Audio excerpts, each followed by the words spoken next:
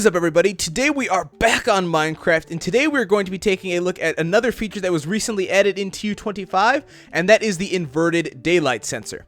Now you can see here that I have two different daylight sensors here in front of me, and this one over here is the normal daylight sensor, and this is the inverted daylight sensor. Now one way to think of what an inverted daylight sensor is just essentially the opposite of a normal daylight sensor, and that is to say that this thing right here likes the night, and this thing right here likes the day. And you can kind of see that from the different color here. You can see yellow for day, and this darker bluish color is kind of for the night. And so essentially what an inverted daylight sensor does is, like I said, the exact opposite of what this does. So you're going to notice very quickly, if I come in here to my host options and I swap this over to nighttime, you can see that my inverted daylight sensor will actually turn on in the night, and my normal daylight sensor will turn off in the night, as you would expect.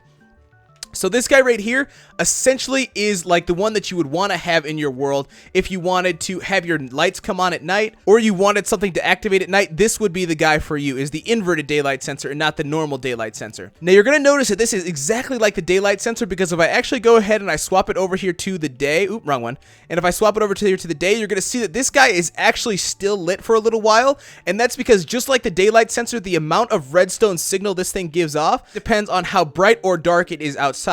Now, since I just turned it to daytime, it is still pretty early in the morning, and in fact, it's so early in the morning that it's still kind of close to the nighttime, and thus, it is still giving off enough redstone signal to power this redstone lamp, and that is why the light is still on. However, as the day goes on, the sun will get high enough in the sky where this guy won't have enough darkness, I guess, to power it, and thus will actually swap this over to off. Now, in order to get an inverted daylight sensor, that's probably where I should have started, all you have to do is go ahead and left trigger on a normal daylight sensor. So like I said, you can see here I have a normal daylight sensor right here. If I just go ahead and I push the left trigger on it, you can see down in the bottom left-hand corner it says invert, and I'll just go ahead and I'll invert it, and now it is a nighttime sensor.